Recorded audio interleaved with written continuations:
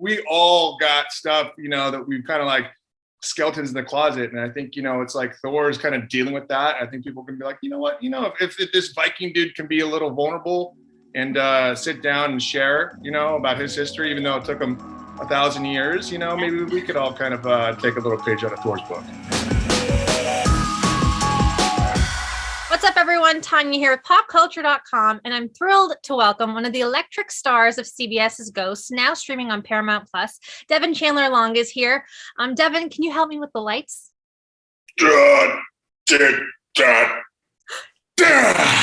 Thank you so much. You literally light up a room. Thank you so much. Of course, thank you so much for joining us today. First of all, congrats on the success of the show. You guys are having such a phenomenal first season. You're heading into season 2, going to Montreal this summer. What has been the most surprising part of this whole ride for season 2? Of the ride for season 2? Yeah, well, because the ride hasn't started yet. I'm in line. I can see the roller coaster. I'm like getting excited for it, but I'm not on the coaster yet. Yeah, but ahead of season 2, how are you feeling? You know what? It's so. I'm just looking forward to hanging out with the team again. We're all like best friends, so it's just like I can't wait to go see my friends and do what we love together. Like that's the most exciting part about it. Just hanging out and laughing and goofing and making TV. Yeah. And, with filming beginning in Montreal this summer for the sophomore season, what is one of the biggest questions you want answered for your character, Thor? Oh, wow. I want to know who Thor's father was. Mm-hmm. Let's get into that. Like, why did he go to the Americas like on an excursion? Like, there's a reason you cross an ocean, maybe he was banished. Like what's his motivation? I want to know a little more about like Thor and what makes him work, and I don't know, like I know he got abandoned, and maybe we should know more about those guys that left him. Hey, we can start there. I'm sure there's going to be so many things to peel back with him because, like, yes, we're going to find out who his friends were. We're going to find out who his family was. Did he have like a love life outside of the afterlife? Like, it's going to be very interesting to figure out and see all these things unveil. But, I want to talk about the Thorapy episode, which was so well performed and written. And I love that it opened up these like nuanced layers and it pulled back a lot on your character. And we got to see that he was a little vulnerable. He wasn't exactly like, he had this bravado that he kind of, walks around with. So what do you think makes this episode such a favorite among fans and one that really resonates? I think especially this day and age, we're all dealing with, we have had a lot of time to be introspective over the last few years. And I think people are kind of like, taking a look at themselves and just trying to be, healthy. And I think as a society, we're becoming more and more acceptable of just getting, help, health and mental health. And, it's all one kind of coinciding like ball of, I don't know. What I'm saying is I think people can relate. Like we all got stuff, that we've kind of like skeletons in the closet. And I think, it's like Thor is kind of dealing with that. I think people can be like, you know what, if this Viking dude can be a little vulnerable and sit down and share, about his history, even though it took him 1,000 years, maybe we could all kind of take a little page out of Thor's book. Yeah. And I love that it helps to break the stigma because mental health is one of those things where, I'm a huge advocate for it. I feel like we have to talk about it a lot more. And it's not something common that you see on TV that they talk about. They're starting to do it now. But like, if you were to look at TV and sitcoms, maybe like 10 years ago, it was like everybody, no one's bringing it up. It's taboo. Don't talk about that. Yeah, it's taboo. And so like, that's the thing too. Like, I feel like the show really grounds it and really humanizes it. And they did it so nicely with your character too. So, I love that we get to see a lot more of Thor, especially now going into season 2, we're going to be seeing a lot more of him, especially the romance with Flower. I know the Joes have talked about it. They told us also at PopCulture that they would like to see that relationship open up. So what do you hope to see for the two of them as they do develop in season 2? Just working on the show, like my favorite part about it is not having any expectations or hopes. Like it's very exciting just to get that script and go, okay, this is what it is. Cause it's like, I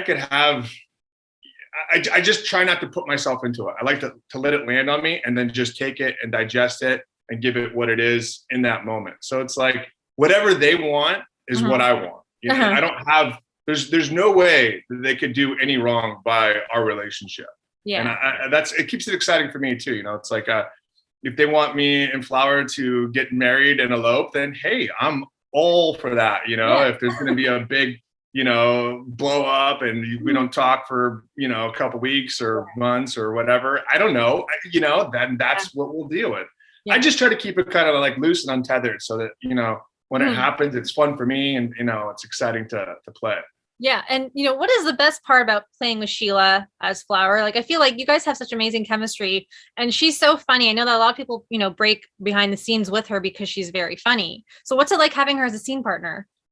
Oh, she's great. I mean, you know, she has a huge comedy background. So every time we're doing something, you know, we like to, you know, it's always more fun. Comedy's better when you ground everything in truth. And so our characters are so ridiculous that once you just play the scene out, it's just beautiful. You know, it's just a well-tuned guitar. And she's such a great scene partner. She's such a great listener, and just the banter. It's like a good little tennis game. You know, there's always just nice volley back. It's a good rhythm with her, and she's just a good person. You know, it's like having a conversation with a good person. You know, every time you're done with that conversation, you feel more energized. You know, your cup's fuller than when you began the conversation. So that's how it is with Sheila. It's just great. Yeah. Are you one of the people, you know, behind the scenes that you break if somebody's like making you laugh, like, or are you very stoic? Are you okay? I don't break on scenes. I don't. But I break all the time off. Okay. Like I will definitely forget what I'm supposed to say because I'm like so enamored by something someone's doing. But I won't laugh. I'll just stall out and drop all of my lines. But I won't break. People will just be like, "Oh, Devan's a terrible actor." But really, I was just laughing so hard in my head that I totally forgot what was going on. And I'm like, "Oh, yeah, but." So, but I don't do laugh out louds. I try to keep those at a minimum because I really, you know, sometimes the funniest ones, those are the beautiful takes. So I don't want to be the one that ruins the take. Right. You know what I'm saying? Yeah. I feel like it's so hard though, because like the ensemble, everyone's so funny. And I was telling this to Richie too, like you guys are hilarious. And like, I know a lot of you maybe have like comedy backgrounds, but then there's like, you know, actors like Asher who said he's never done comedy before, but he is hilarious. And so the fact that all of you work together, I wonder if that's also contributing to the fact that you're just so funny together because you have chemistry and it works. It's all about the chemistry. I mean, at the end of the day, no matter what you're doing, whether you're, you know, an ensemble cast, you're, you know, a football team or whatever it is, like you got to have chemistry. It's like, just because you have you know, with basketball, you can have a lot of star athletes, but like, if they're not playing together, they're not going to win together, you know? So it's like, we just have such a good camaraderie and everyone just really gets along. You know, there's no, which is, it's, you know, normally they say that if you can't find the in the room, then you're the so like, I'm like, am I the way? You know, I'm like, hey guys, no. I was like, okay, cool. You're telling the truth, right? But we're just all best friends, and that's, you know, that's what makes it fun to watch and fun to play, and just it's an enjoyment, you know. And you know, after Thor's curse in the season finale, you know, the Joes mentioned that Sam and Jay are actually going to face some tensions as a couple establishing the B&B. But considering how trauma lingers, you know, especially now with Thor, and he's kind of, you know, coming to the surface with it, how much guilt do you think he would feel considering how he felt about Oscar and then seeing them in a strained dynamic? I mean, you know more about season 2 than I do. I feel like I've been talking to Joe, but I haven't been asking any questions about season 2. So like, I'm like just catching up. What else you got for me? As far as Thor feeling guilty, yeah, he's gonna feel so guilty. I mean, he's pretty responsible for, you know, the cliffhanger of season 1. So maybe he should feel good about that because that's a good moment. But no, he's gonna feel pretty bad. I mean, he's a Viking, you know, he's a bull in a china shop. He tries his best, but he's going to break a lot of dishes. And, but he's probably going to try to glue those dishes back together and they just might not look the same they were before they were broken, but you could probably still eat off of them. So we'll see what he does. Yeah. You know, the fact that he's coming to terms with who he is and he's like trying to understand the people in the afterlife with him. You know, I'm wondering, how do you think, you know, he's why do you think he hasn't been sucked off? Like, it's such a funny term, but like, why do you think he hasn't really moved on? Like, is it the love aspect that he hasn't had with Flower, or is it the closure of not meeting family, friends? Like, why that he got abandoned? Yeah, and that's the thing. I mean, I think we need to know more about Thorfinn as a person, because Mhm. we talked a lot about the other characters and who they were as people, but like we don't really know what Thor was like before he came over and Yeah. died. We know that he got laughed, but we don't know what person he was like. What I mean, let's be real. Vikings did a lot of crappy things. They would go to lands and take things and torch villages. Like, they weren't the greatest people. So I'm sure he's done some stuff that he needs to figure out more than eating Oscar. So I think that there's a lot of stuff. There's a lot more therapy for Thor to kind of unravel and get into. Yeah, I do think he's like a teddy bear though. Like, he's got he's got this huge armor, but then on the inside, he's very just like, he's in touch with his feelings, and like we can see it. And it's so cute. It's a great character, and the writing also on the show is so good, and you have amazing lines as Thor. Your delivery of cinnamon and sugar in the season finale gets me in stitches the way you're talking about it. Do you have a favorite moment from the past season of maybe either yours or even your co-stars?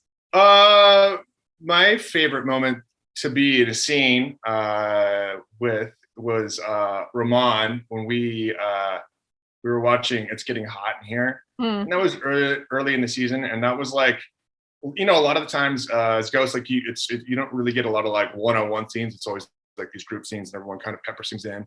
And I remember like that was like kind of like one of the first scenes we had alone, and it was just so much fun. Just going back and forth with Ramon, and I just loved the storyline, and we become like brothers, me and him. And so it was just like, for me, like, because that stuff happens to me all the time. Like, I have a son, and I've been having to speak to him about like TV watching etiquette. Once you begin watching like a series together, if you watch the pilot episode, and then if you make it to the second episode, 2 episodes in a row with the same person, that means that's your show. You don't have to say this is our show. Then that's your show. And if one person then decides to watch the show without the other person, well, that's breaking all trust. And he did that once, and we had to have like a big conversation about it. And he didn't understand, like Thor. So it's like when they wrote that scene, like literally like 8 months prior, I had done the same exact thing, but it was the opposite. So it was just so much fun to do. I just so much enjoyed it. Yeah. Yeah. And, now that you guys are the #1 comedy, with ratings through the roof, 8.4 million averaging, what is it about Ghosts that you think sets it apart from the other TV comedies right now? I just think that it's the wholesome nature that it has. I think it's like comfort food. It's not cheesy, it's just it's very easy to watch. It's like it feels like a pair of like nice sweatpants, but you can wear those sweatpants out to a party and people are going to be like, hey, those are nice sweatpants. Like, you're allowed to take the sweatpants everywhere. It's like, it's like the traveling sisterhood of the Yaya pants. Like they fit everyone perfectly. And I just feel like these, is that a movie? I think that's 2 movies. It's 2 movies. They just make up a new movie. They should make that movie.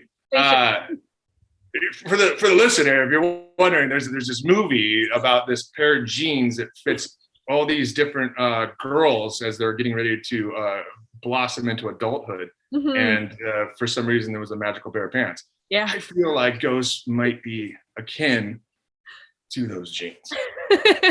Yes, I agree. How am I doing here? You're doing great. Yeah. I agree. Now that we've talked about, I know last time we were talking about the voice that, Thor has, and you said it was your alter ego.